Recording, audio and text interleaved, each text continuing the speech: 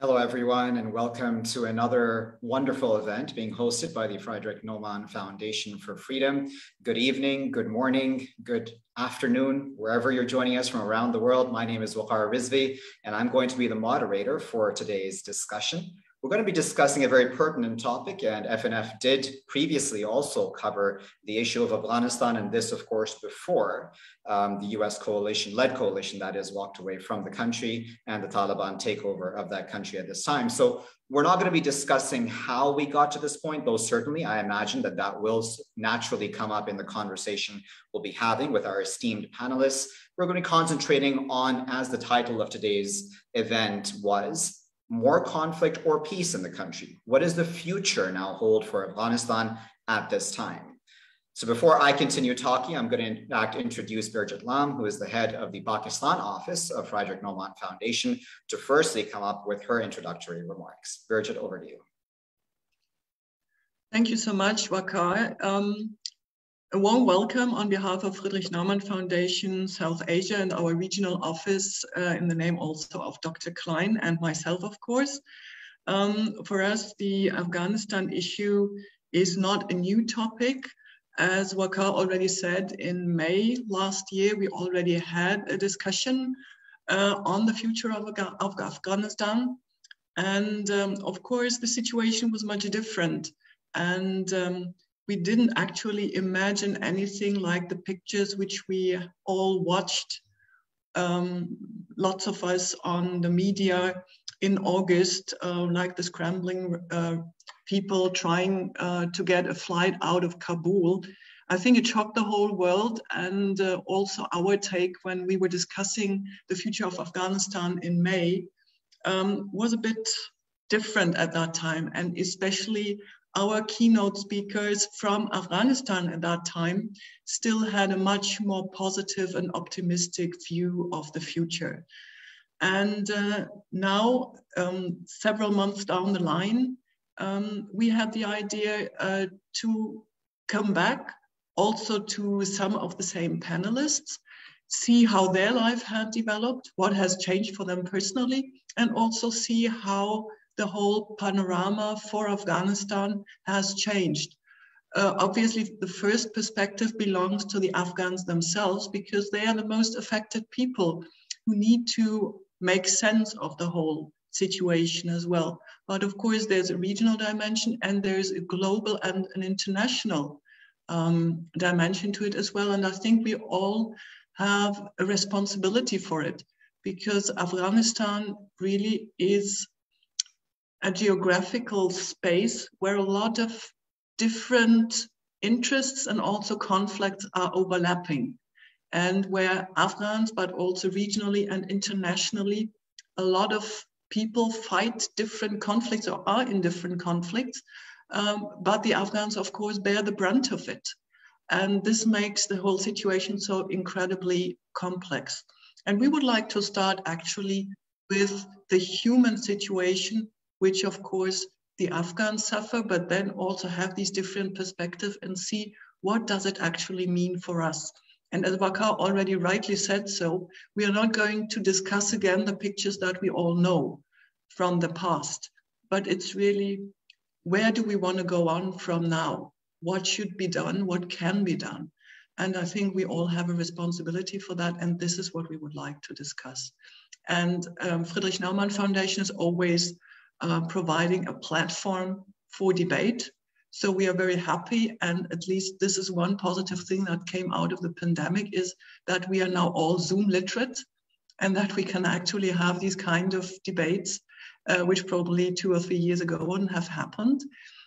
So I'm giving a warm welcome to participants and also panels who are sitting on 3 different continents right now. And I wish all of us a very exciting debate.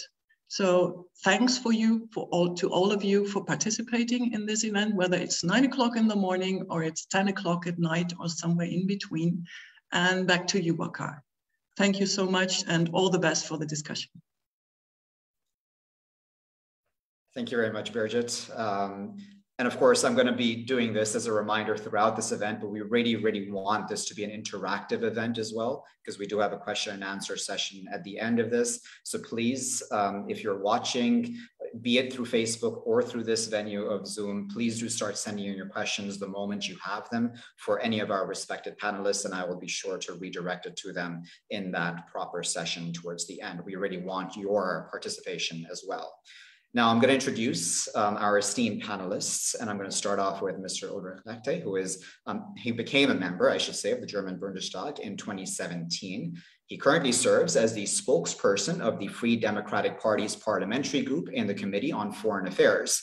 He's also a former member of the Committee on Foreign Affairs and has also served as the chairman of its subcommittee on the United Nations, international organizations, and globalization.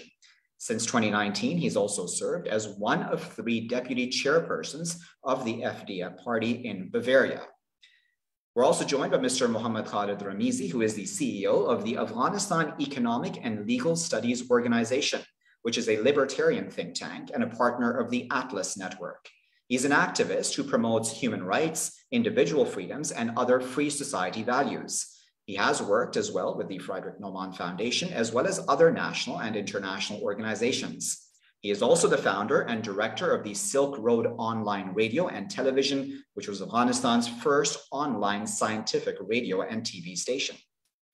We're also honored to be joined by Mr. Imtiaz Gul, who is the executive director of Pakistan's Center for Research and Security Studies, known by its abbreviation CRSS. He's also the chief editor of Matrix magazine, an online political magazine. Between the years 1988 and 2009, he served as a Deutsche Welle correspondent, and he's also worked throughout his career with other international media agencies such as the CNN, Star News, as well as the German press agency. He has authored hundreds of articles in national media dailies and dozens of research papers, as well as presentations. And he's also authored 4 books on conflict, militancy, religious radical groups in the Afghan-Pakistan region. And finally, but not least, Ms. Mahbouba Siraj is also joining us, and we're honored to have her. She is a human and women rights activist in Afghanistan. She co-founded a number of organizations to address corruption, as well as women and children's rights. When the Taliban returned to power in August 2021, Ms. Siraj decided to remain in Kabul to continue to work with women and children. In September 2021, she was included in the Time 100, which is Time magazine's annual list of the 100 most influential people in the world. Ms. Siraj, Mr. Gul, Mr. Ramizi, as well as Mr. Lechte, we appreciate all 4 of you for joining us, and we're honored to have you. And of course, we will get to your statements very soon. But before I get to that, for the sake of the conversation and for those who are watching as well, at this time, we wanted to play a short video, which we found on the BBC. And this video is entitled 100 Days of Taliban Rule. And we feel that this gave a good overview of the situation in Afghanistan currently, as well as the issues the country now faces going forward.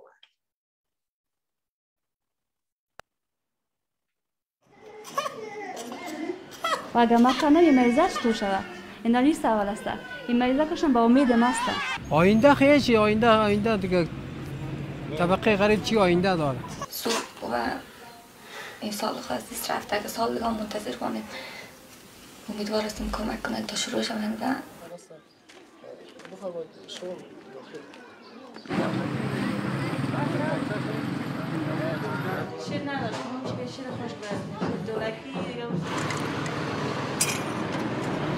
It's early morning here in Dashtabarchi, which is a predominantly Shia Hazara community, and the majority of the people standing here are labourers. They're waiting to see if there's any work for them here today. The Taliban took over a country that was very much reliant on international aid. When the taps were turned off, the economy virtually collapsed. کار ما که بود داشت خشت ما اون زمان فهمیدید تنخواه ما بود دمای 25000 که این حال فهمیدی که ما 2000 کارگر نیستم به این شرایط یعنی میال فهمیدی همین 4 تا اولادم کلا مریض است در خانه که یعنی ما پیسه دوایش نداشتیم که ما ببریم دمر پیش دکتر همین وقتی که طالبان آمده؟ نه پیش از آمده طالبان طالبان که آمد خب بیخی وضع خراب شد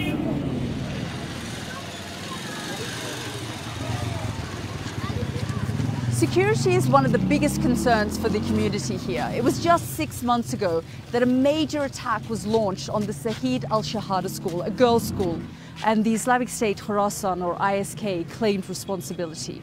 Almost 100 girls lost their lives.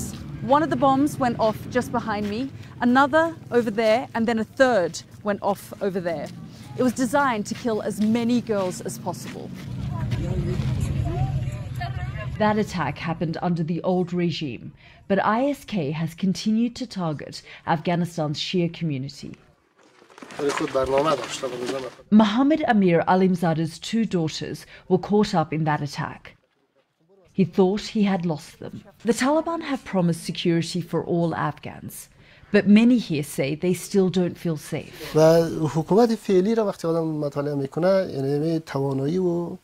درایت و برنامه کار ندارد. ممکنه که از لحاظ فیزیکی تا یک وقت رو کنترل بکنم، به زودترین وقت اگر به این شکل ادامه پیدا کنم و اصلا میپاشه. As we try and interview the head teacher, the boys make it very clear they're allowed back. But across this country, most teenage girls are not. Since the Taliban took over, they've been told to wait at home until there's a nationwide policy. Millions of girls across this country are waiting to hear from them. به نظر من ما خیلی منتظر موندیم، چون بیشتر از 2 ماه شده که آمدن و مدرسه‌مون شروع نشدن، از بیادرمون شروع شدن و اینکه از اینکه بیشتر منتظر بودیم این سال خلاص شد، امتحاناتشون شروع میشه و این سال خلاص دست رفته که سال دیگه منتظر بودیم. امیدوار هستیم کمک کنند تا شروع شوند و بازم امیدوار هستیم. Even before the Taliban came to power, there was a humanitarian crisis in this country. Drought, aid cuts, and the economic collapse have turned crisis into catastrophe. We've just come to the Indira Gandhi Children's Hospital, where there are many cases of children suffering from acute malnutrition.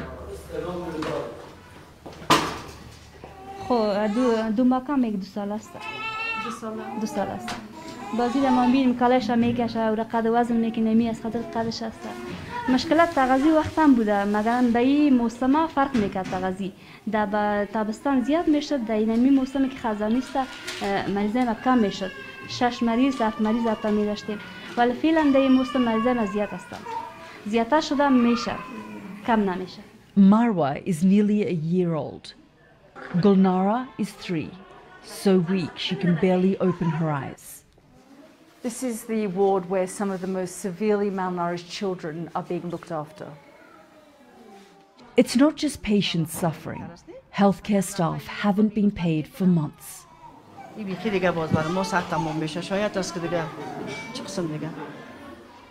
Every single person I'm speaking to has the same story. They can't pay for their ticket to come here. They can't pay for their food here. And she was just saying that someday they may have to admit her here as a malnutrition patient herself because she doesn't know where she's going to get her next meal from.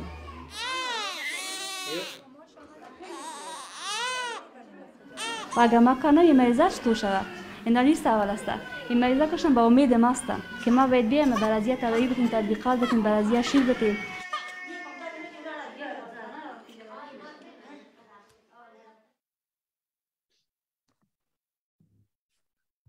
All right, and that was that short BBC video that we played, and I think that was, again, a good overview about the issues that Afghanistan currently faces. We're now going to move on to the section of this program where we're going to listen from each of the panelists a short and brief discussion and statement on specific topics that they themselves have chosen. And I'm going to start with Mr. Imtiaz Gul, who's going to be discussing the regional conflicting interests, the mother of all hurdles in the way of Afghanistan's stabilization. Mr. Gul, go ahead. Okay, thank you, Waqar. Good evening, good morning to everybody. And thank you very much, Birgit, for this opportunity. I think FNF does provide a good platform for transboundary dialogue such as this one. Now, I don't know how to start with, there are, of course, very conflicting interests at work in Afghanistan, in and around Afghanistan. So if you just quickly recall that the peaceful transition of power in August last year is now turning into an anxious, socio-economic, turbulent phase. Taliban apparently have, as of now, prevented the much anticipated implosion.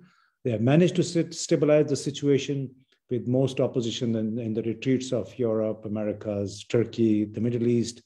They have apparently put a brake on the rampant corruption that took roots during the dollar-denominated phases of governance until August last year. Now, this doesn't mean the systemic corruption is gone. This is very much there in various forms. If we believe the stories that are circling out of Kabul and other Afghan cities, this has led to an increase, but the journal lid on the corruption, like the customs revenues, for instance, they have gone up, we are told. Women are about to return to public universities, though there is still no word on how they are going to be employed, whether they would be allowed to work again, because there are, I think, hundreds of thousands of young girls, women who had learned, who were in the show business, who were in television, who were in teaching, whether they would be allowed to work again or not, even in the ministries. So apparently the conflict is at a standstill, but crime is going up because of the economic adversity that most of the nation is currently facing. And the banking sector remains under extreme stress because of the continued US sanctions on the Afghan funding, that is $9.5 billion that are sitting in American banks, and the practical ban on the international banking of Afghanistan. So some of the banks are, I think, already or probably on the verge of bankruptcy. People with hefty amounts, have extremely limited access to their assets in the banks. Unemployment has become rampant because the international troops have gone out, and a lot of businesses have closed down. Now, the three basic conditions or demands with which the Taliban regime had started off, that is the inclusive government, rights in general and women's rights in particular, and counterterrorism, they remain very much on the table whenever Taliban are talking to the representatives of the international community, be it from America, be it from Europe, or from Iran and from Pakistan even, or China. So all countries continue to engage the Taliban on these three fundamental demands. Women, Taliban will perhaps gradually relent on this and allow women back to education and work. Counterterrorism is at the heart of the conflicting interests in the region and centered on Afghanistan. It remains like terrorism remains the biggest concern of all for every country. Taliban and their foreign ideological friends, such as the TTP, Tehrik-e-Taliban Pakistan, East Turkestan Islamic Movement, the IMU, Daesh, ISIK, Al-Qaeda. They're all ideological partners, ideological friends. For Pakistan, the TTP remains the most virulent enemy. And I think in the last 3 to 4 weeks, Pakistan has lost nearly 36 security forces in attacks from in Balochistan, as well as in the northwestern Khyber Pakhtunkhwa province. Both provinces basically border Afghanistan. So the terror, the wave of terror has really gone up in the last few weeks. Now, we have to also understand that the IMU remains a concern for the Central Asian republics as well as for Russia by extension. ETIM is a great concern, a subject of every discussion, for China whenever they are in Pakistan or in Afghanistan. Then ISK, Daesh, whatever you call it, Jamaatul Ahrar, Al-Qaeda, they are a concern as a whole for every country. Now, these groups, I'm specifically focusing on counterterrorism because what has happened that ever since the Taliban returned to power, most of these transborder groups have literally enjoyed a free run inside Afghanistan. Free space, the fear of the drones that the US had operated is gone. And the TTP has therefore ramped up its violent activities inside Pakistan. So the big question is, why have the Taliban turned a blind eye to all these terrorist groups that represent threats to regional countries, almost all regional countries? So almost every country wants a direct commitment, a categorical commitment from the Taliban to rein in terrorists on their territory. The Taliban have given multiple commitments on this, but the world is still waiting to see as to whether they will walk their talk.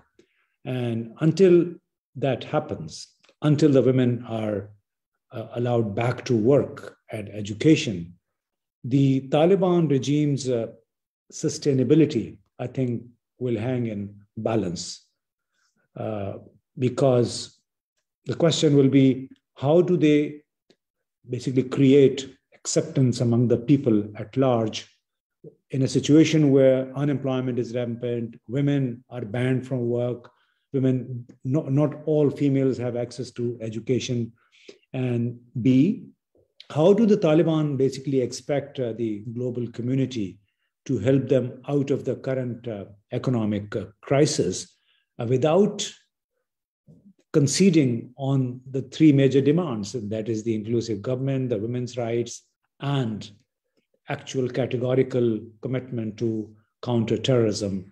And as for the conflicting interests, on these three issues, there is no disagreement. And because Afghanistan has seen so much conflict, so much disagreement, and so much play out of geopolitical interests, I think most of the countries right now are focusing on these three fundamental issues. And until the Taliban make a move, it will be very, very difficult for the US Treasury to unfreeze their funds as well as the banking channels. There is limited flow of funds, but it's a huge logistical problem as to how do you funnel millions of dollars every month in cash.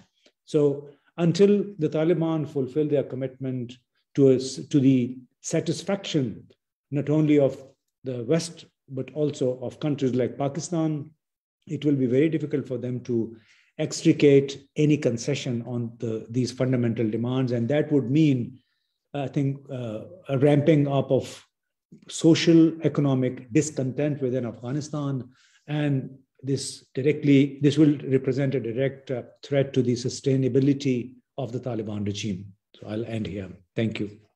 Thank you very much, Mr. Gol. We really appreciate that. I'm going to go next to Mr. Muhammad Khalid Ramizi, who is going to be discussing human rights as well as freedom in Afghanistan, the current status as well as the future outlook. Go ahead, Mr. Ramizi. Thank you, Waqar Seb. Hello all. At first, a big thanks to FNF for organizing of this virtual event about Afghanistan. I'm sure those who were on the first web talk, which was organized by FNF Pakistan office on May 2021 about the peace process of Afghanistan, and I had the honor to be among the panelists, they still remember that one of the points that I talked, it was that what will happen if peace process failed, based on civil society and Afghan liberal perspectives. And now, based on my previous points and saying, I would like to mention that what are the cause of the collapse and what is happening at the moment in the country, especially in case of human rights and freedom, what will happen for the future of the country and what we should do. As we all know, beside all other achievements, the fundamental factors of the last 2 decades democratic achievements of Afghanistan At first was the support of the international community like Germany, and on top of them, the support of US for restoration of the democratic institutions in Afghanistan. And secondly, it was the new Afghan constitution that ensured freedom of all citizens. Unfortunately, after the collapse of the Republic on 15th of August 2021, we have lost both. But indeed, we should not forget that the people are there, their wishes and demands for having a prosperous life where their rights should be preserved or exist and will be existed. I remember that Mr. Imtiaz Gul on the previous panel, which was organized by FNF, mentioned that Taliban changed. And I'm happy that now he's also on this panel. So let me update and share that what is going on the country at the moment, and is Taliban changed or not? And what they are doing will obviously give us a true picture to know whether they have changed or not. The first point that I would like to mention is about the current status of people freedom. Unfortunately, we lost individual freedom and freedom of speech, and now the people are facing and experiencing a closed and limited society. Based on a number of reports from human rights organizations, the Taliban are not respecting for the views and freedom of the people. They have banned females from working and going to schools and universities. And also in most cities, they released statements and asked from the people they should not wear Western clothes, for example. They should not shave their beards and so on. And just yesterday, they released another new statement in Kandahar province and asked that all civil society organizations must stop their activities. Otherwise, they will put all the activists in jail. The second point that I would like to mention is about human rights situation. I'm sure that Ms. Saraj will talk more in details, but just to mention that based on exact reports of human rights organizations, the rights to minorities, women's rights, as I already mentioned, are not acceptable for Taliban. Unfortunately, at the moment that I'm talking, about 10 young women rights activists are disappeared, and they are not allowing women to raise their voice. The third point that I would like to mention is about media and opportunities for scholars and Afghan intellectuals. Unfortunately, the condition for media is also not normal. More than 300 media outlets stopped their activities and closed their offices because of the pressures from Taliban side. And also the opportunity for intellectuals and Afghan scholars are very less. A number of surveys and reports show that Taliban are thinking that their own mullahs knows everything on this world, and they are not giving the rights for other people to work on their government or to raise their ideas and initiatives, except their own mullahs, which most of them graduated from madrasas. The fourth point that I would like to mention is about immigration of Afghan people. Unfortunately, again, like 1996, the people want to migrate legally and illegally, and they want to escape the country as they see that there is no opportunity and freedom for them. Another point is the collapse of economy, as we see on the video, as we watch on the video, and the damage in the investments. The economic crisis has affected everything. Even most students are not able at the moment to continue their education. So to make it brief, what should we do at this moment? Different the ideas of most of the people that they are see and they are thinking, it is better to leave the country and stop their activities for fighting and advocating their rights and freedom. I would like to say that if we really want to protect the last 2 decades achievements of Afghanistan, then we have to continue our works on the ground. As I think that there is no interest of the world to come back to Afghanistan for another war, and there is no such alternative political or military power to take over the power from Taliban. But of course, people are there, and we need to use the civil society and media as pressure and advocacy power for influencing Taliban and bringing changes in their policies. So as much as we keep distance from Taliban, it means that we are going to pave them the way so they should do everything that they want in the country. If we really want to save the last 2 decades achievements in the country, we have to work with Taliban. And when I'm saying to work with Taliban, it doesn't mean we should support them. No, we should work to convince them and teach them that human rights, individual freedom, and other basic and foundations of a free society are in real Islam. And if they want peace, prosperity, and real Islam, then they have to accept our ideas and give equal rights and opportunities to all citizens. I'm sure that Mr. Imtiaz is also somehow agree with me regarding this point, as I have read some of these points on one of his articles too. So the last point that I would like to mention, what are the scenarios for the future of the country and Taliban?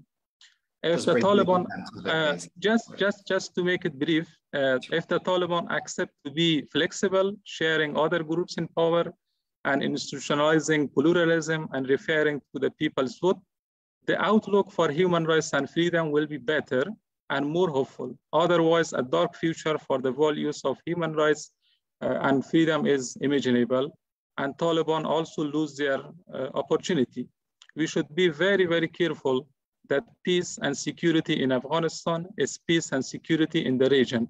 And our neighboring countries should work and support Afghan nation we should reach to an inclusive and sustainable peace and government.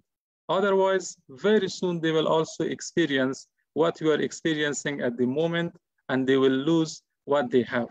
We should not leave Afghanistan to be again a safe home for terrorists and a danger for all the world. Thank you so much. Thank you, Mr. Ramizi. We really appreciate that. Next, we're going to go to Ms. Mehbooba Siraj, who is joining us today, and she's going to be discussing how we can hold the Taliban accountable for women's rights in Afghanistan. Ms. Siraj, go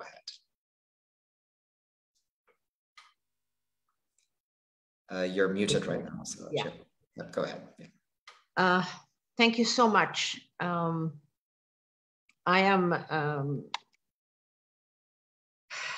I heard, everything that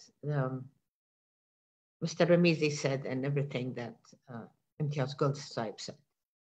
And I'm really sorry I was not at the meeting that you had the last time, in May of 2021.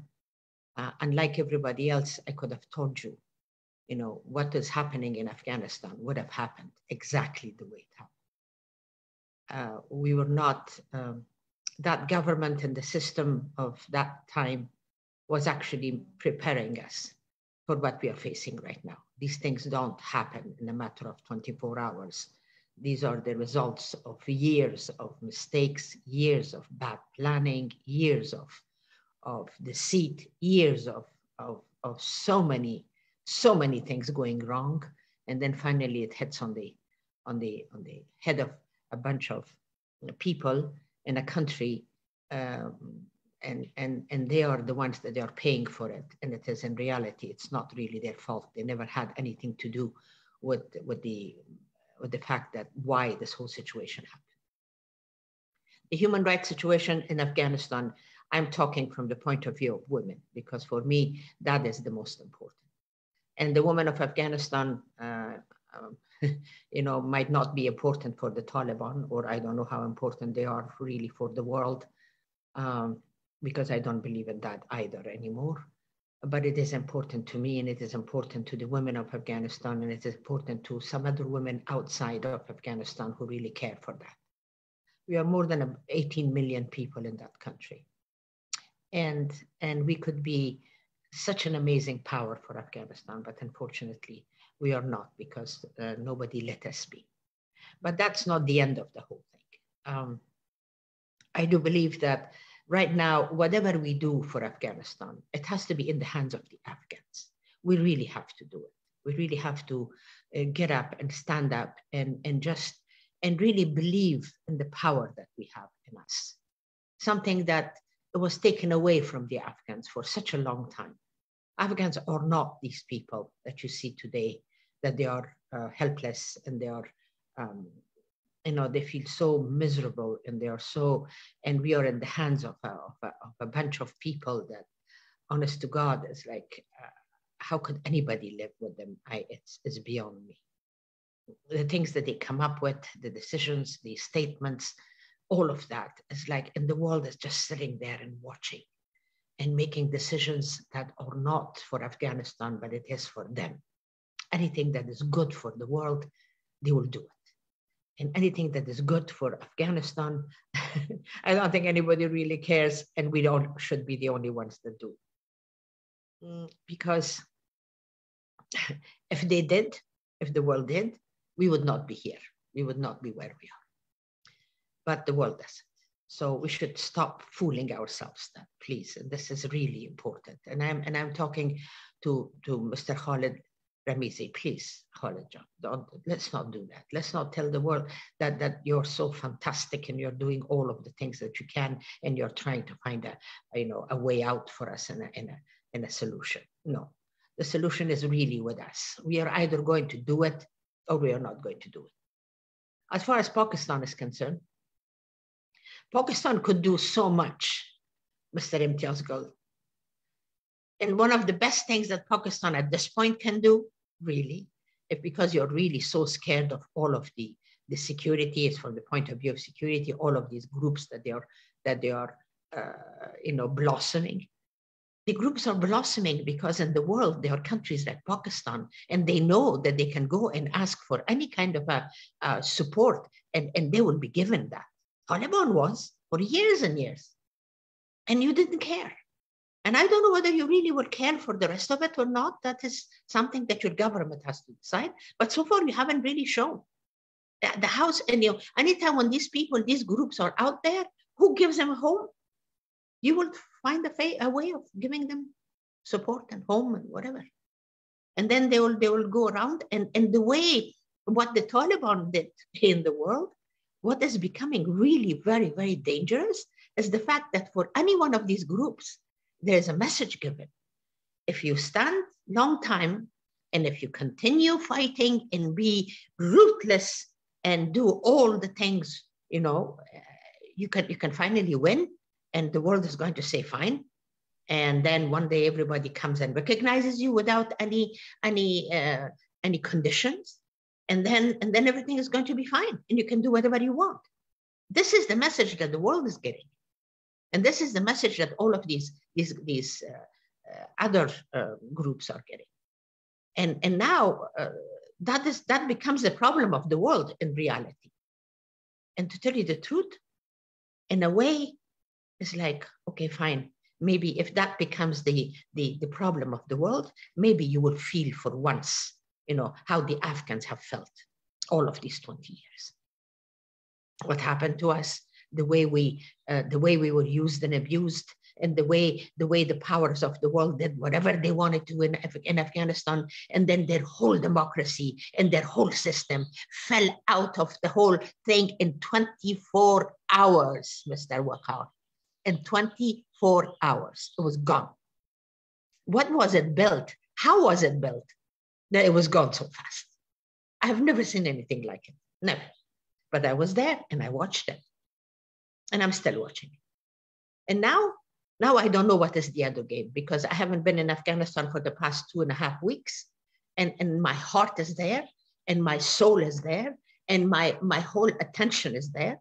And I'm just, I'm outside and I'm dying to find out how are my sisters, what they are doing, what has happened to those girls that they put them in jail. Are they alive? Are they hurt?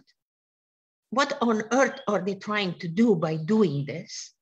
And what kind of 2 days before Oslo meeting, everybody knew about that they were going to Oslo. 2 days before, they took these girls and they put them in prison.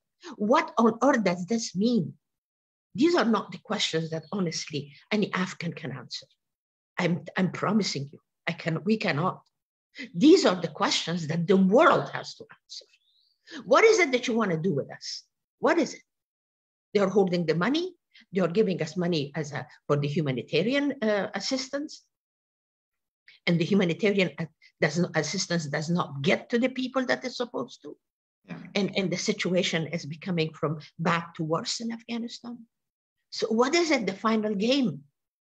I really want to know. But I'm going to interrupt you just because of the time. We will certainly have a lot of time to discuss, and I really appreciate, of course, your statement so far. And of course, we will, like I said, have time to discuss this properly. But I just wanted to give time as well to Mr. Ulrich Lechte to also make his statement. Mr. Lechte has been listening to all of the other panelists speaking so far. I don't want to put you on the spot, certainly, Mr. Lechte, but I wanted you to give your statement as well about what the role you feel of Germany is now in Afghanistan. Well, thank you, Mr. Wiswi. And indeed, it was a shameful end of security engagement of the Western states in Afghanistan. And I know what Mrs. Sarwaj is talking about, and I have the same feelings. Before I begin with my statement, I would like to say hello to Birgit Lamm, who invited us all to this wonderful event for me tonight.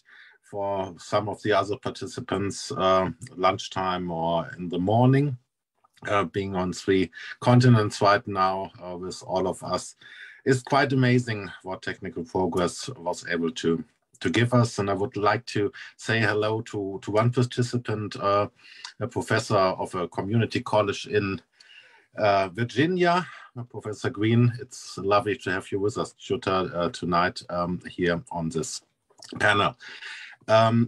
We all heard about the part of that in August 2021, when the Taliban seized power in Afghanistan. That was the time when all the pictures were made and broadcasted all over the world. Since then, Afghanistan is indeed in a serious crisis. Large parts of the economy have collapsed and many people are already suffering from hunger. And it's not many, it's 2/3 of the population in Afghanistan, 24 million people really in need of humanitarian assistance. In that time, we have unemployment rates rising. We have seen that in the podcast of BBC in a rapid way.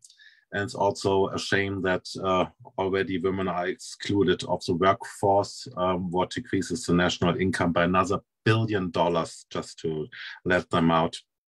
Being the poorest country of Asia before, with a middle income of $500 a year per inhabitant, that income can decrease in 2022 down to $350 in the middle at the end of this year. Inflation rates of 40% for nutrition and everyday goods ruins the economy of Afghanistan furthermore. The budget of the state is down to 50% already. Germany has now already provided 600 million euros in humanitarian assistance, thus making it one of the largest donors countries of humanitarian assistance for Afghanistan. It's provided solely to the UN and other independent organizations to try to ensure that the assistance gets through to where it is most needed and does not fall into the hands of the Taliban. For example, we supported the work of the United Nations World Food Programme with about 100 million euro in 2021 already. We know all that we have to fight the effects of the droughts concerning Afghanistan in the last years. In the crisis, droughts to have is really worsen the situation. Germany, as well as all the entire international community, does not recognize the Taliban government. Nevertheless, we have talks with the Taliban, most importantly to ensure access for humanitarian aid and to allow refugees to leave the country. On the other side, since Taliban seized power, Germany has so far helped around 10,000 people to leave Afghanistan. That's not what we wanted to achieve in the time, but 10,000 is a number. There are still several thousands in Afghanistan who have an assurance that they can come to Germany. We will not relax our efforts and are working hard to bring them to safety, but we all know about the problems at the borders of Afghanistan. Civil society will be involved in this from the outset, and in family reunifications that's also to be simplified and speeded up, also visa and all that stuff. I think that Birgit knows what the situation at our embassy in Islamabad is. And in order to be able to better help people in Afghanistan and then to undertake a more accurate and direct assessment of the situation, the Federal Foreign Office, in close coordination with European and international partners, is planning to present an operational in Afghanistan this year and to have its own personnel in Kabul, however that's going to work out. Support for Afghan civil society is a goal of Germany as well. Concrete projects will help representatives of civil society to continue the work in Afghanistan. Protection and support programs for human rights defenders as well as media professionals forced to leave Afghanistan will enable them to carry on with their work from Germany or other countries. Scholarships in Germany specifically for journalists will be made available, and projects to maintain an open media landscape in Afghanistan will be developed. But I can tell you that German politicians are not happy about the situation and about the ongoings at the end of the whole thing after 20 years of engagement in Afghanistan. Seeing all the pictures was really, really terrible for all of us. But now we have in any way to see how we can find a good future for Afghanistan, hopefully in peace.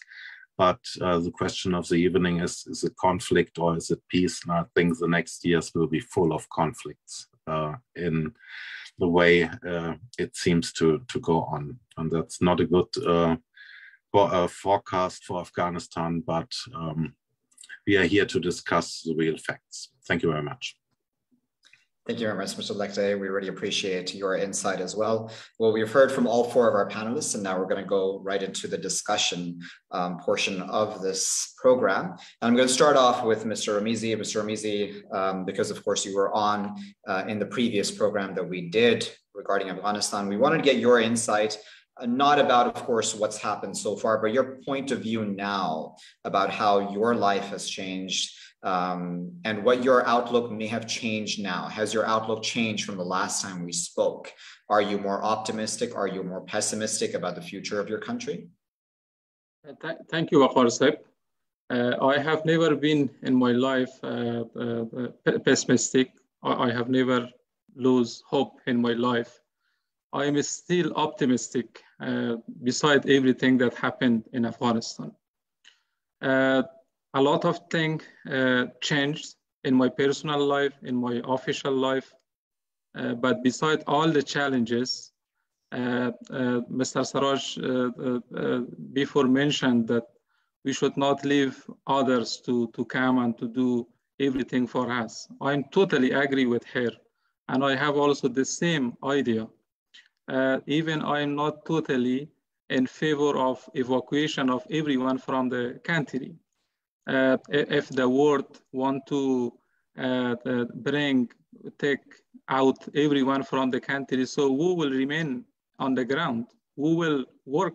Who should work for the future of the country, for the current situation of the country? So a lot of things changed in my personal life and also in my official life. As I mentioned on the first statement of my sayings before, that even Mr. Imtiaz Gul was mentioned that on our previous web talk, that if the Taliban come to power, they will come with new ideas, with new things, with new ideologies. At least we will be witness and some changes on their behavior or something else. But unfortunately, no, we don't see too much changes on their behavior. And even different than the Taliban that in Afghanistan that they were in from 1996 until 2002. On that time, Taliban has, for example, one commander, or they were very aligned with each other. But at the moment, they separated among themselves also. For example, in one of the provinces, their governance or their leader, they are saying that girls should go to school. But in another province, they are saying, no, no girls should go to schools, no girls or females should go to work or others. So all these things make me to think a lot about the future of the country. Although I'm not pessimistic, I'm still optimistic about the future of the country.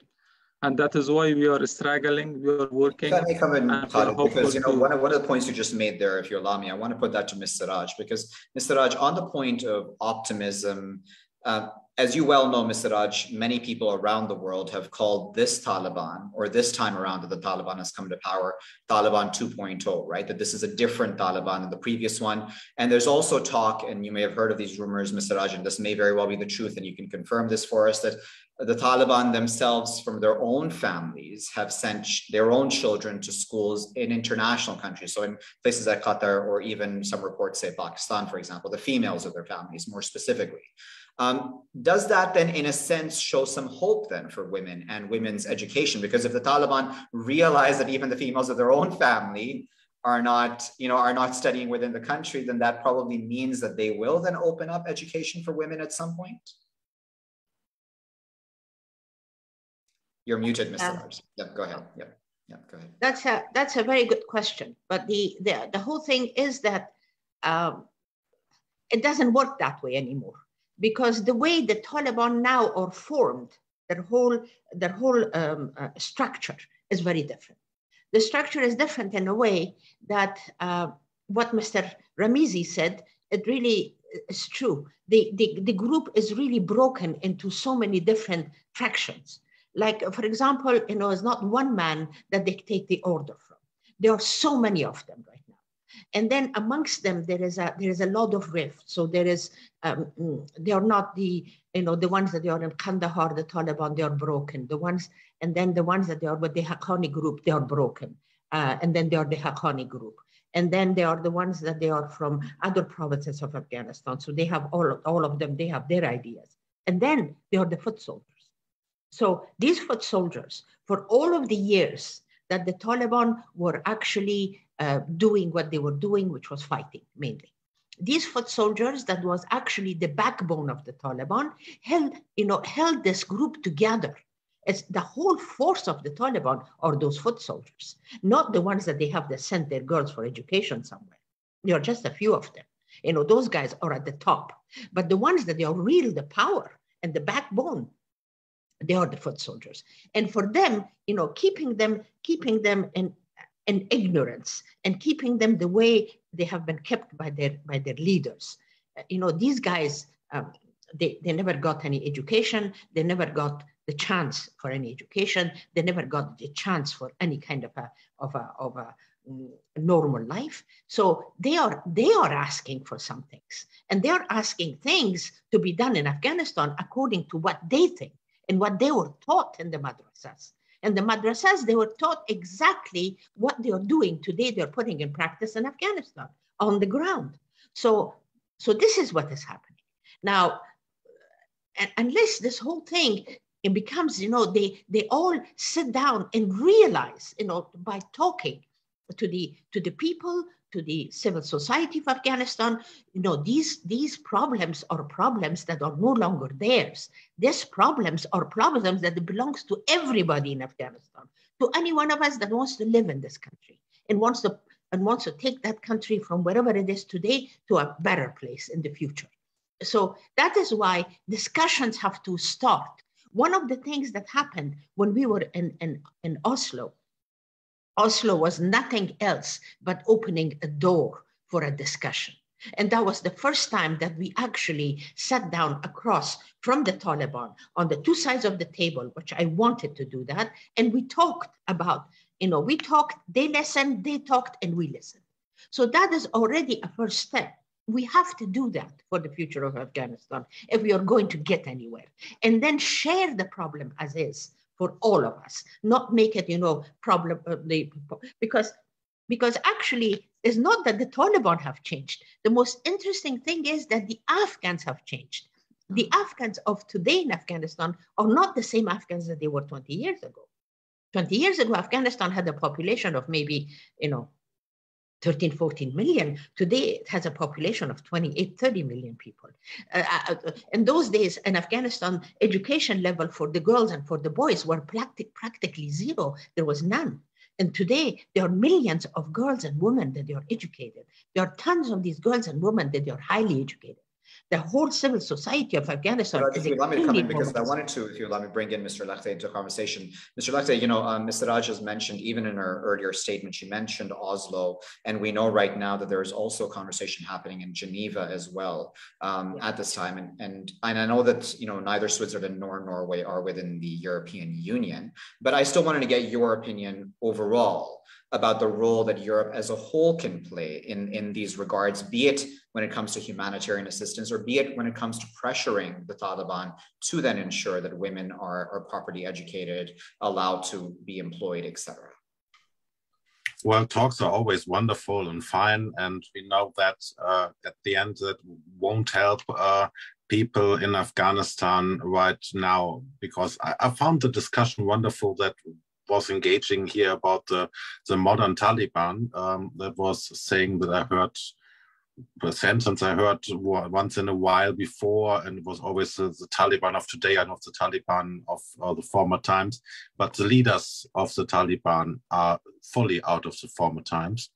And so I found it always a fairy tale to talk about the modern Taliban, because the change is not there. We have seen that the Ministry of Women was cut down at first, and that all the girls were cut out of schools because it has to be newly organized. So what's the modern way of Taliban in there? And I like to hear what the other two guys on the panel say to that point. And I would really adore to get their thinking of the way that in the last 22 years, in the time of the engagement of Western states or Western countries in Afghanistan, a fully new society was built up with 65% of all the population in Afghanistan under 25.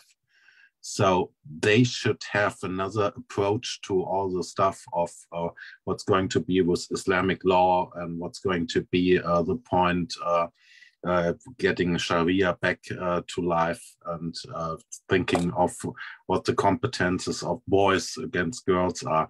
So I would really like to adore that to see what's going to be at that point. Because what the political talks, we had that in Doha. It was a big mistake that we haven't included the Afghanistan government to that. That was incredible. That the guys who you talked about were not included. And I was really deeply impressed, as Madam Siraj already said, that in 24 hours, the whole system broke down with 300,000 soldiers and all that. So at the end, what's going to be on the talks is probably, and sorry to be that frank, not the real future of Afghanistan. That's done by the Afghan people in Afghanistan by themselves.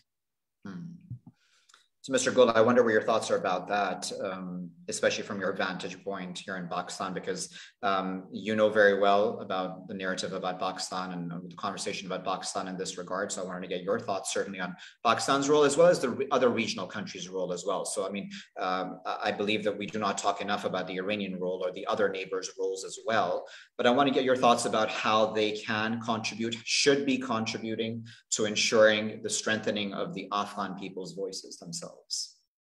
Well, I think we have to first sanitize the mindsets. I mean, Afghans who still keep everything at, or put everything at Pakistan's doorstep, who hold Pakistan responsible for all the ills of Afghanistan, they are simply ignoring some basic realities, that it was Afghans themselves, President Dawood, Babrak Kamal, Hafizullah Amin, Najibullah, Dr. Najibullah, who were all killed by their Afghan friends, their Afghan sons of soil. And then they also forget that the Taliban are also sons of soil spread I mean, basically Pashtun and spread all over, other than like Kandahar, Helmand, Ghazni, Logar, Paktia, Paktika.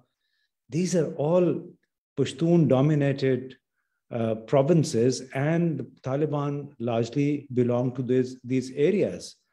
And then thirdly, the Taliban as such are a blend of ultra-conservatism as well as radical religious ethos. So imagine that if I, as a Pakistani, or Pakistan as a country, is also disappointed that the Taliban have failed in their expectations, as far as they have thwarted Pakistan's expectations as well. So the blame should be put at the doorstep of Afghans themselves, that they're so reticent, so at times illogical, so hardline, so conservative, that they have now turned their back on Pakistan, on a country which stuck its neck out after August the 15th, advocating with the world not to shut the doors of engagement with Taliban in view of the humanitarian crisis that may erupt. And this is what Afghanistan is facing. And for this, Pakistan also was called the spokesperson for the Taliban. And I am one of those people continuously telling the government and Pakistanis through my commentary, through my articles, don't stick your neck out. Just stay engaged with the Taliban on need basis. Do whatever Pakistan can do to mitigate the humanitarian crisis, the economic crisis, but leave the rest to the world. Despite that, our Prime Minister, I think, has been pleading with every world leader not to forget, not to ignore the problems, the economic adversity in Afghanistan. So until the Afghans stop externalizing their problems, until they stop projecting the next door neighbors as their enemies, as the troublemakers, you know, what happened for 20 years? All those people who had been drawing their salaries in dollars, they all left the country within weeks. And now everybody wants to get out of Afghanistan. You know, I every day get requests from Afghan friends who want to immigrate. So they have to first come to Pakistan. So I'm supposed to basically expected to keep requesting Pakistan embassy for urgently issuing the visas. So my thesis is, until the Afghans themselves stop externalizing their problems, it will be very difficult for the country to return to any semblance of normalcy. All right, so Khalid, what are your thoughts about the regional countries and the role that they should play right now, right? Because yes, there is a lot of talk, as I mentioned to Mr. Gul as well, about Pakistan, but there's also a lot of talk about Iran, because at the end of the day, both of these respective countries have hosted a significant numbers of Afghan refugees, and this is for many, many years now that we can discuss. And this is for a very large part without a lot of international community help as well. So these two countries are certainly very concerned about the situation, and security as well, as Mr. Gul had mentioned in his earlier statement, also is of great concern to Pakistan and both Iran, by the way.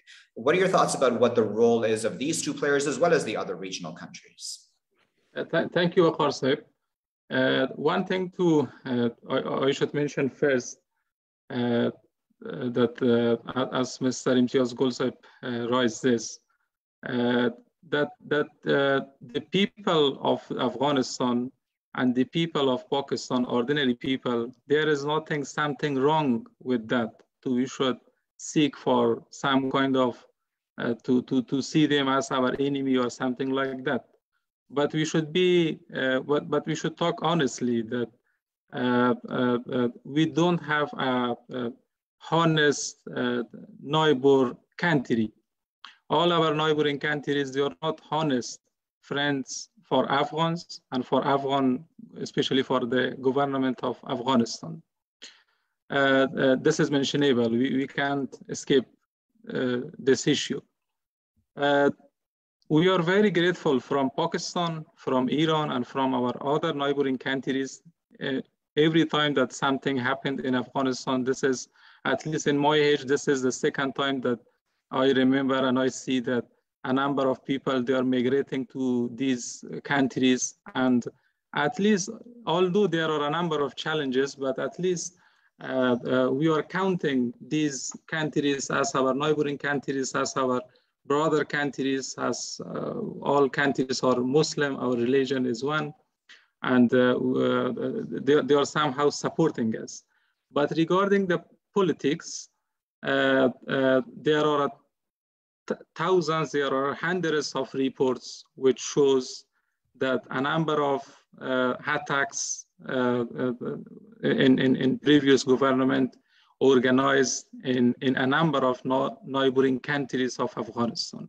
Pakistan, Iran, Uzbekistan, Tajikistan, I don't want to name all of them, but most of these countries. There are dozens, hundreds of reports. Even if you Google, you can find them. But what we should do at the moment, this is really important. As Imtiaz Golsaib said, we don't want any more thing from Pakistan or from other countries. The only thing that we want from all our neighboring countries, they should not interfere in our internal issues. See the country collapse, and after 2 days, the head of ISI, without any establishment of any proper government or regime in Kabul, he came and he visited Kabul. And he talked with a number of leaders of Taliban. He visited many places. So what we should think about that? It is just directly something that the first thing that came to our mind is that they are coming to Kabul to investigate, to party the championship of Taliban or the victory of Taliban or something else. So we should be honest, and the things that Afghans want from the neighboring countries is they should not interfere in our internal issues. Mr. Rizvi, if I may, you are muted. If I may add something, Mr. Rizvi, you're muted. Pardon me. Yes, go ahead, Mr. Lecter. Yeah, go ahead. I just want to say that in spite of all the other political situations with Iran and Pakistan and all the wonderful neighbors of Afghanistan for Western Hemisphere, we are cooperating with them in the question of Afghanistan right now. So there are talks in between Germany, for example, and Iran on behalf of the people of Afghanistan seeking refugee in Iran, for example. And you know that the talks with Tehran are not that easy in the days, but we are doing them. I just wanted to add that. Sure. And Mr. Gul, I know you want to come in. Can I just allow Mr. Raj to just come in? I promise I'll come to you immediately as she's done. And Mr. Raj, I wanted to get your thoughts as well about both the role of regional countries as well as extra regional countries, right? Because I want to look at this in a balanced fashion where the regional countries, sure, we can talk about their role right now as well, and even in the past 20 years or so, but then it's also very important to also reflect on the role of the rest of the international community and the way it's acting even right now, right? So we can talk about basic things like assets frozen in the United States, for example, of the Afghan people, right? So that is not the property of the Taliban, but that's a property technically of the Afghan people. It's the right of the Afghan people. So what are your thoughts on that as well? Because I think that's an important point to make at this juncture as well. Well, yes, absolutely. And I just wanted to say something about our region and our neighboring countries. We are, how shall I say, our neighboring countries, we are one of the most unlucky countries in the world because of the neighbors that we have. We really don't have good neighbors for Afghanistan. We really don't. Our neighbors were the ones that they have always done wrong by the Afghan people. This is something I'm just saying, maybe one day somebody will write about it very honestly when they can talk about the elephants in the room and the whole lot. But right now, maybe we shouldn't talk about that so much, but it is a fact. Now, on the outside, the other international community, the ones that they are out there, like, for example, this money, the $9 billion, that doesn't belong to anybody. That's the money of the Afghan people. It belongs to all of the Afghans. And today, in the way the world kind of, managed to do that, the United States actually put that money on the side, not because that they didn't want the Taliban to have a hand on it, but because they wanted to punish the Taliban because of the way they handled everything. And that is done out of a petty spite of a gigantic country like the United States, to put that money and just close it off like that, knowing more than anybody else how Afghanistan is functioning, where Afghanistan is, where Afghanistan's economy is. I mean, they were there for 20 years, for God's sakes. So they knew it very well.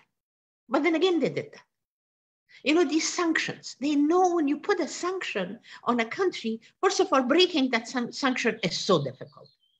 Number two, when you put a sanction on a country, you're not putting it on the government. Besides, that government was out. You're putting it on the people. And what the people of Afghanistan have done, honest to God, what have they done to deserve this? Everything the world told them, they did that. As a soldier, they did it. As a government, they did it. As anything. I mean, they were the biggest puppet government on the face of the universe. Dear God, that Ashraf Ghani was a puppet, and so was the other guy.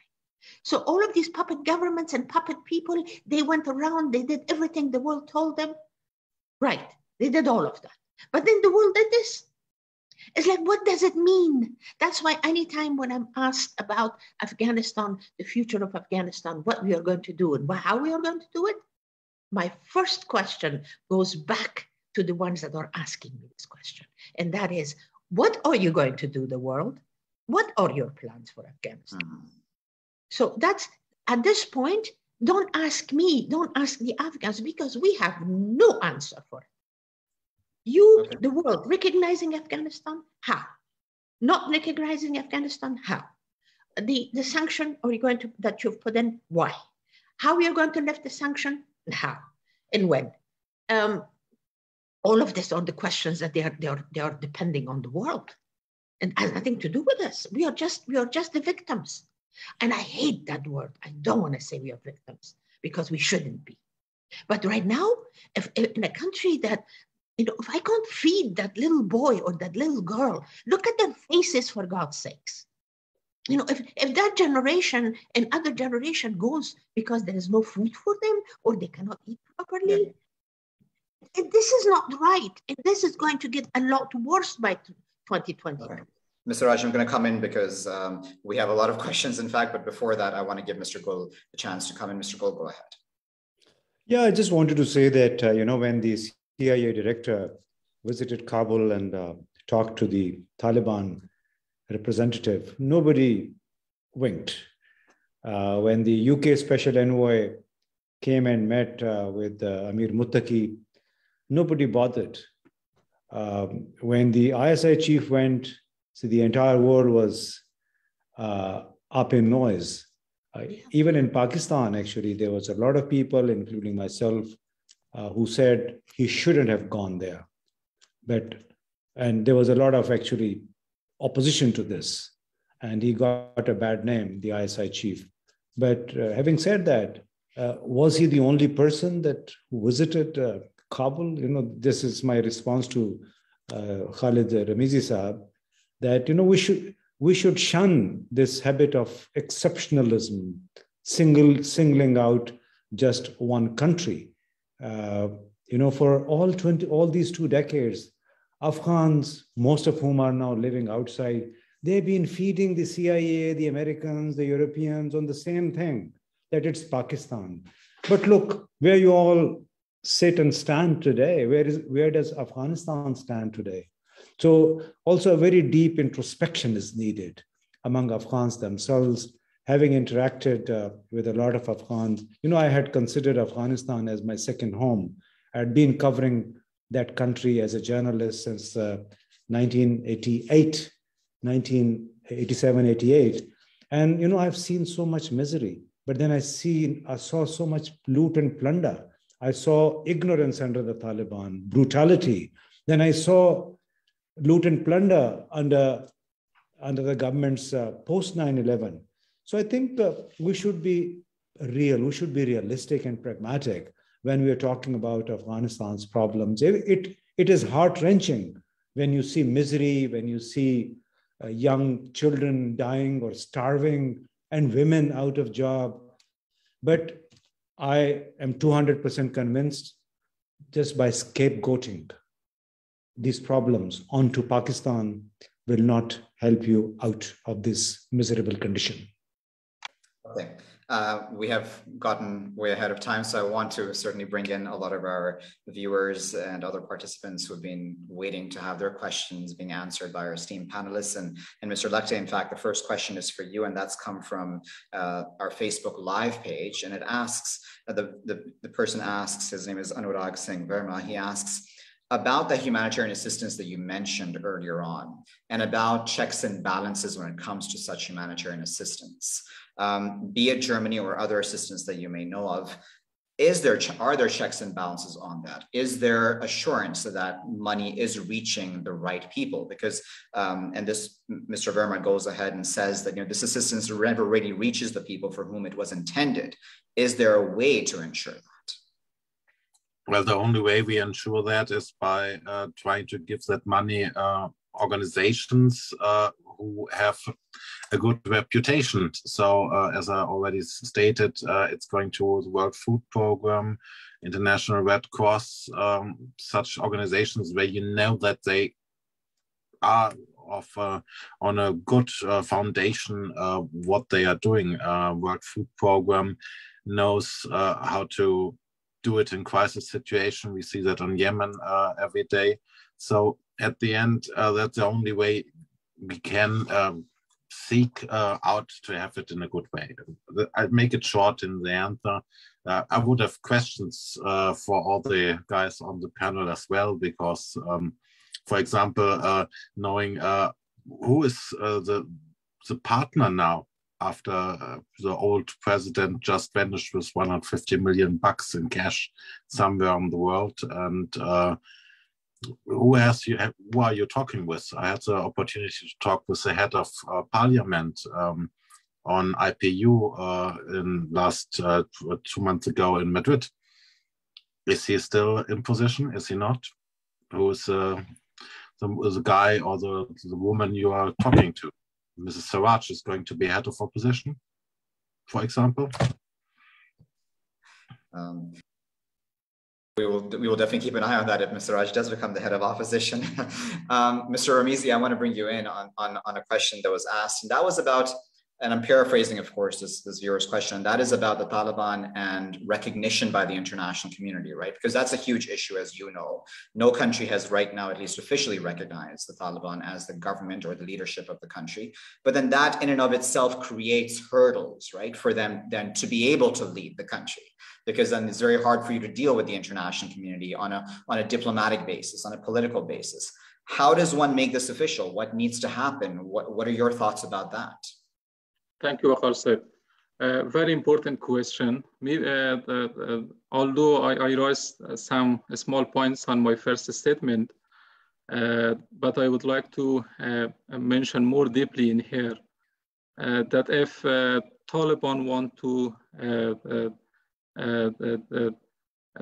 none want to legitimize, if they want to legitimize by the world, they have to respect for the views, for the freedom, and for the human rights of the people.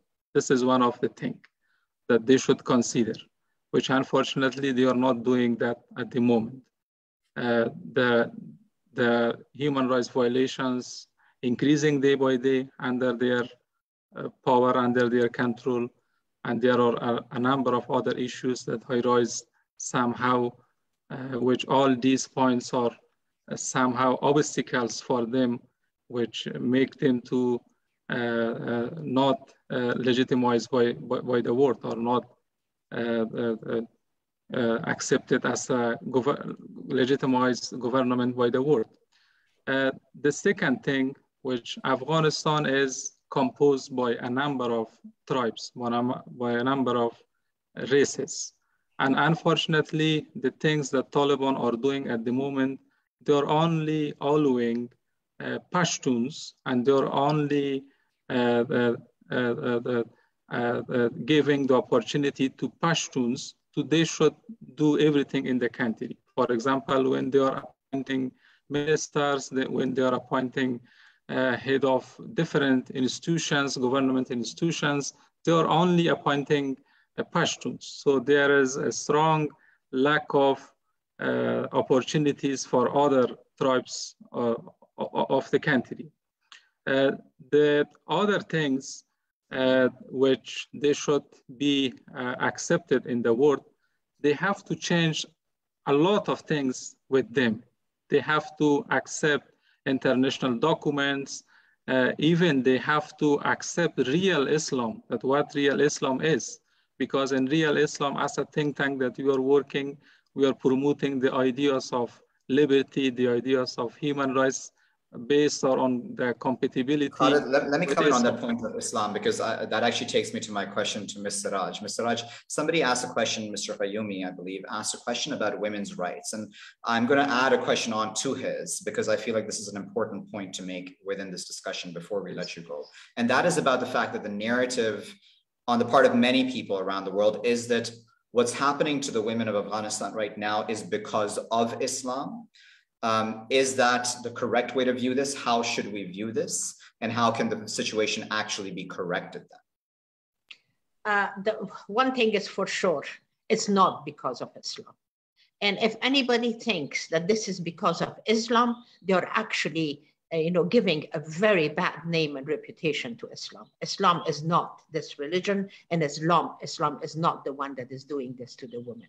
This is just the most ignorant of the Muslims of the world. A bunch of them are thinking like this, and they are doing this. Otherwise, what the real Islam and what Islam has done or believes has nothing to do with this. Really nothing to do with it. Education is as equal for the men and women in Islam. There is no difference.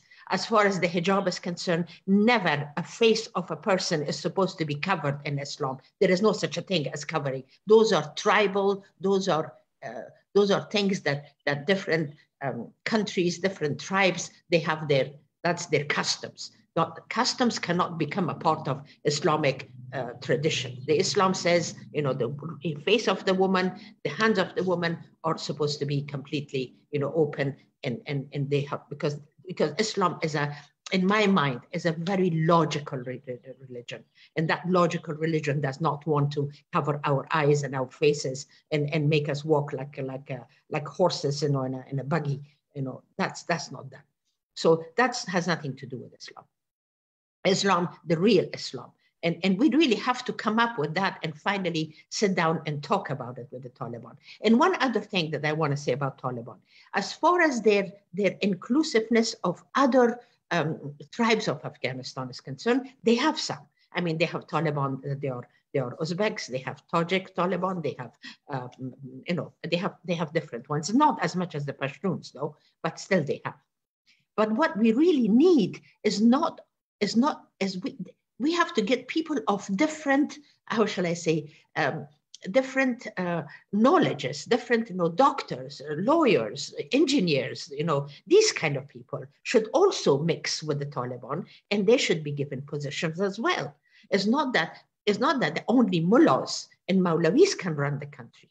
It cannot run. They cannot run a government, the mullahs and Maulawis. I don't care if there are mullahs and Maulawis from all over Afghanistan. As far as the ethnicity, they could be a complete mix of all of them. But if they're only mullahs, no, the government will not be run by mullahs only. So they need everybody from other persuasions in Afghanistan also.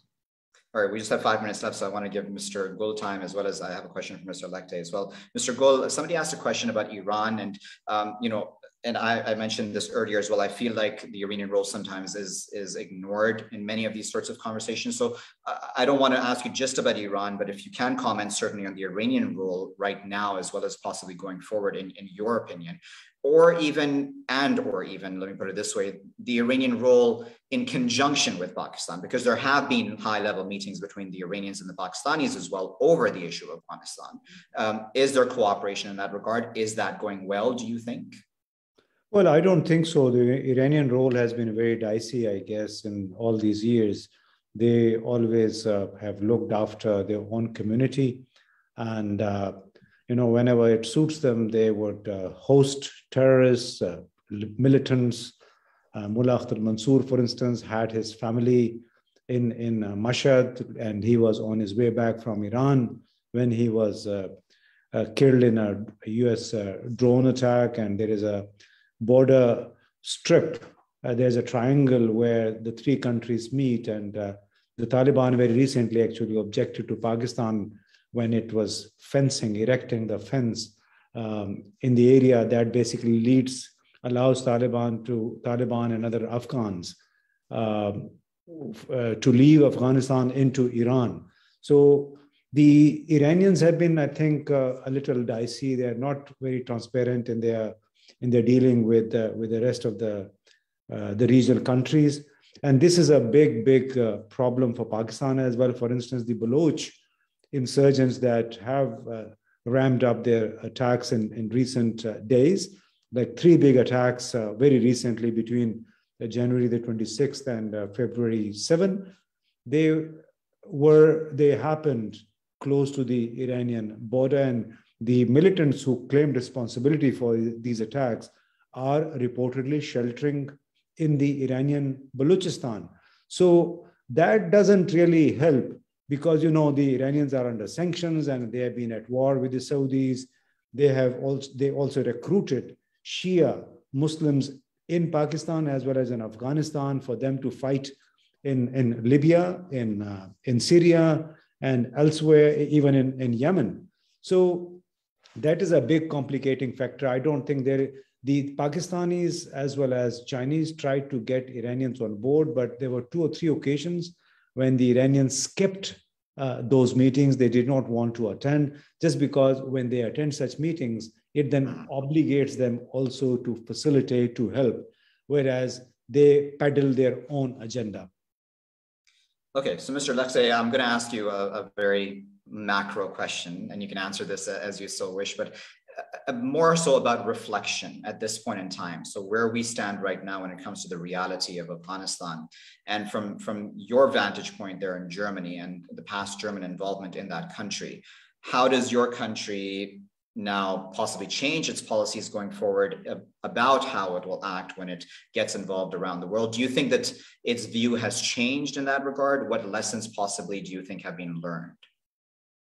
Well, we are going to have 2 parliamentary assessments on that point, making an evaluation of the time in Afghanistan. It was the longest engagement Germany ever had out of the area, and it was an engagement that was with a shameful end, as I already stated. And so we are going to make questionnaires in the parliament. It's going to be formed in the first half of that year.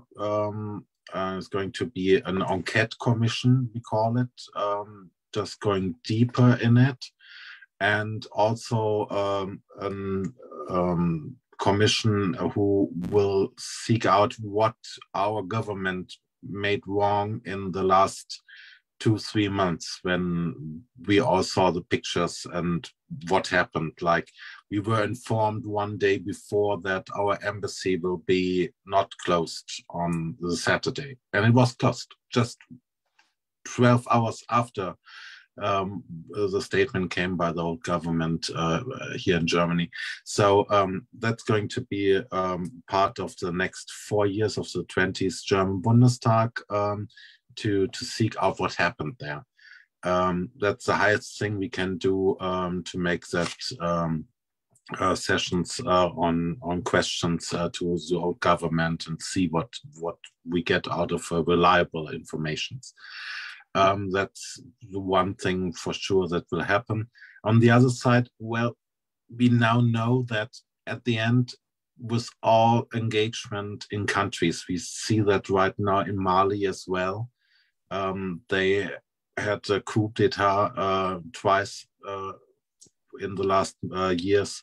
They are not gaining to return to democracy, and we have to think about what is at the end the point of engaging with billions of dollars over the year, or euros in our part of the world currency.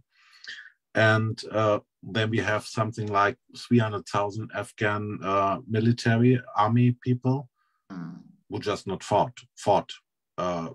President fleeing the country with $150 million cash. So that are things that cannot be there at the end to answer the question really frankly. It is really hard to believe what happened there. And I can understand that all of you are just, well, not really happy with what the Western states did at the end. Yeah.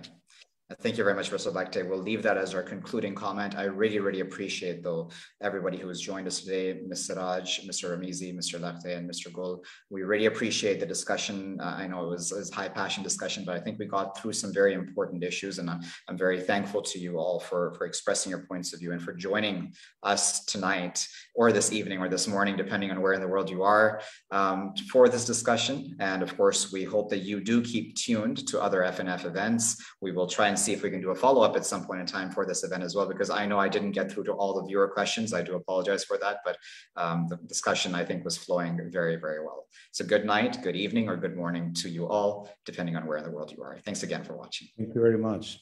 You did a fantastic job. Thank you. Thanks a lot. Thanks a lot, Mr. Thank you. Bye. Everybody. Thank you. Thank you so much.